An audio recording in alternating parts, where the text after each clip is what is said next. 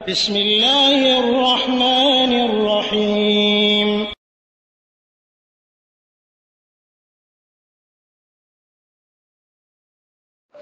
আসসালামু আলাইকুম রহমতুল্লাহি বারাকাতুহু। আমাদের একজন ভাই প্রশ্ন করেছেন যে উনি কারোর সাথে হয়তো কোনো বিষয়ে তর্ক বিতর্ক হলো, তো তারপরে তার সাথে আর কথা বলতে ইচ্ছা করে না, রাস্তায় দেখা হলে মনে হয় না যে তার সামনে দাঁড়িয়ে থাকি, মানে তাকে মানে খুব ঘৃণা সৃষ্টি হয় সোজা কথা তার উপর। তো এটাতে তার গুনাহ হবে কিনা? আসলে মানে আপনি হয়তো মানে যে কথাটি বলেছেন এটা শুধু আপনার ক্ষেত্রে না, অনেকের ক্ষেত্রে এটি হয়ে থাকে, কিন্তু আসলে এটি করা উচিত না, আমাদের এটি করা উচিত না। প্রথমত তর্ক বিতর্ক করার জিনিসটাই মানে যদি সেখানে মাসলাহা না থাকে তাহলে তর্ক বিতর্ক থেকে বিরত থাকাটা আমাদের জন্য অতি কর্তব্য, মানে অত্যন্ত অপরিহার্য। মানে যে কোনো বিষয়ে তর্ক বিতর্ক করা, অনেক সময় আমরা কিন্তু মানে দেখা যায় যে তর্ক করছে দুইজন, তো উভয়েরই কিন্তু জ্ঞান নাই ওই বিষয়ে, যে বিষয়ে তর্ক করছে, তখন তর্কটা আরো বেশি মানে খারাপের দিকে নিয়ে যায়। আবার যদি তাদের মধ্যে একজন হয়তো জ্ঞান সহকারে করে তখন অনেক সময় থেমে যায়। তো যাই হোক, আমরা সে বিষয়ে গেলাম না। তো কথা হলো তর্ক বিতর্ক থেকে আপনি প্রথমত বেঁচে থাকার চেষ্টা করবেন। যতই মানে আপনি ধরেন আপনি নিশ্চিত সে বিষয়তে, কিন্তু সে ধরেন গোড়া, তার সাথে আপনি লাগতে যাবেন না। কি দরকার তর্ক বিতর্ক করতে যাওয়ার? কখনোই ভাববেন না, যে আপনি যদি মানে চুপ থাকলেন তার মানে আপনি হেরে গেলেন, এটা ভাববেন না। বরং যখন দেখবেন যে এটা খারাপের দিকে নিয়ে যাচ্ছে, গন্ডগোলের দিকে নিয়ে যাচ্ছে, মন হয়তো টুটাটুটি যেটা বলে, যে মনের মধ্যে যে অমিল হওয়ার সম্ভাবনা আছে, তখন আপনি থেমে যাবেন। তাকে বলবেন যে আমি থেমে গেলাম, আমার আরো কিছু বলার ছিল কিন্তু থেমে গেলাম, এই বিষয়টা বাদ দিয়ে অন্য বিষয়ে চলে যাবেন। এটি বেশি ভালো, দ্বন্দ্ব করে খামাখা নিজেদের মধ্যে দ্বন্দ্ব মানে মনোমালিন্য সৃষ্টি করা, এটি আমাদের কিন্তু উচিত না।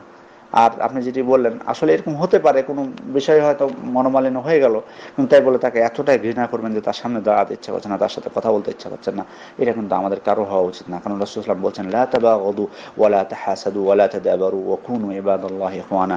তোমরা পরস্পর বিদ্বেষপূর্ণ মনোভাব পোষণ করো না, পরস্পরের প্রতি ঘৃণা পোষণ করো না, পরস্পর হিংসা করো না, একে অন্যের বিরুদ্ধাচরণ করো না, তবে তোমরা সবাই আল্লাহর বান্দা, ভাই ভাই হয়ে যাও। রাসূলুল্লাহ সাল্লাল্লাহু আলাইহি ওয়াসাল্লামের এই নির্দেশ যদি আমরা গভীরভাবে চিন্তা করি তাহলে কিন্তু আমরা এই জিনিসটি করতে পারবো না। আমাদের সকলের উচিত যে এই সমস্ত ভুল হতে পারে একজনের, সে ভুলের জন্য হয়তো আপনি তাকে সংশোধন করবেন বা করবেন, কিন্তু ঘৃণা পোষণ করা এটি আমাদের করা উচিত না। যদি আপনার কোনো মানে শুধু আপনার সাথে যাতা আপনার কোনো টিচার, আপনার কোনো শিক্ষক যদি আপনাকে কোনো কারণবশত বকা দেয়, তবুও কিন্তু আপনার মানে তার প্রতি মানে সামান্য একটু ইয়াতেই আপনি মানে তার প্রতি আপনার মানে মনোভাবটা চেঞ্জ হয়ে যাবে, এটিও কিন্তু যেন না হয় খুব সহজেই।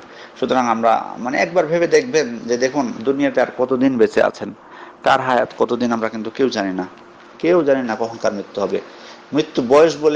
বয়সের সাথে মৃত্যু সম্পর্ক নাই।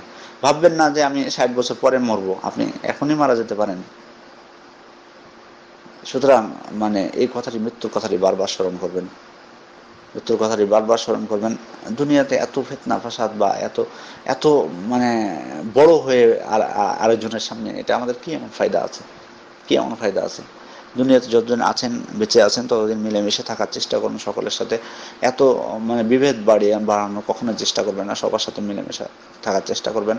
হ্যাঁ, চলাফেরার ক্ষেত্রে হয়তো সবার সাথে আপনি চলতে পারবেন, সেটা তো কখনো এটা বিশ্বাস করা যায় না, কিন্তু হ্যাঁ, যাদের সাথে চলতে পারলেন আর অন্যদেরকে ঘৃণা করবেন না, এটা থেকে বেঁচে থাকবেন। না চলুন তার সাথে অত খাতির করতে হবে সেটা আপনাকে না, স্বাভাবিক চলাফেরা করবেন, সালাম দেবেন, হাসি মুখে কথা বললেন, চলে গেলেন। কিন্তু তার সাথে সবসময় থাকতে হবে এমনটি বিষয় না। স্বাভাবিক আচরণ করবেন, ভালো আচরণ করবেন। হিংসা বিদ্বেষ দূর করার চেষ্টা করুন। এই সমস্ত বিদ্বেষপূর্ণ মনোভাব মনের মধ্যে রাখা যাবে না। এটি সবসময় ভাববেন যে সে আপনার মুসলিম ভাই। তো যাই হোক, মানে শুধু আপনি হয়তো আপনার কথাটা প্রকাশ করে দিলেন, এরকম কিন্তু অনেক আছে, এরকম কিন্তু অনেক, এই সংখ্যা অনেক, যে এরকম হয়। কিন্তু আসলে আমাদের এটা থেকে বিরত থাকা উচিত, আমাদের সকলের উচিত। আমি প্রথমে আমাকে উপদেশ দিচ্ছি, তারপর সকলকে বলতেছি যে আমরা দেখুন, চিন্তা করুন, একবার মৃত্যুর কথা স্মরণ করবেন প্রত্যেকটা বিষয়ে, তাহলে বুঝতে পারবেন এই দুনিয়াতে আর কয়দিন আছি, মিলেমিশে থাকার চেষ্টা করি। একজন আরেকজন মুসলিমের ব্যথায় ব্যথিত হই। মুসলমান, এটাই তো আমাদের মুসলিমদের, মানে এটাই আমাদের বৈশিষ্ট্য, যে প্রত্যেকটি মানে আর মুসলিমুনা কাল জাসাদিল ওয়াহিদ বলা হয়েছে হাদিসে, যে মুসলমানরা হচ্ছে একটি দেহের মতো। যখন দেহের কোনো অংশ ব্যথা ব্যথিত হয়, তখন সারা দেহে তার ব্যথা ছড়িয়ে পড়ে, তার প্রতিক্রিয়া হয়। তেমনি একজন মুসলিম ব্যক্তি যখন কষ্ট হবে, তখন প্রত্যেকেরই সে কষ্টে ব্যথিত হওয়া উচিত। তো যাই হোক, আমি আপনাকে বলবো যে মানে চেষ্টা করবেন এই সমস্ত মনোভাব থেকে দূরে থাকার, এবং প্রত্যেককে দিনের স্বার্থে প্রত্যেক ব্যক্তিকে ভাই ভাই হিসেবে গ্রহণ করে নেওয়াটাই আমাদের জন্য উচিত। আল্লাহ আমাদেরকে সে তৌফিক দান করুন, আমিন।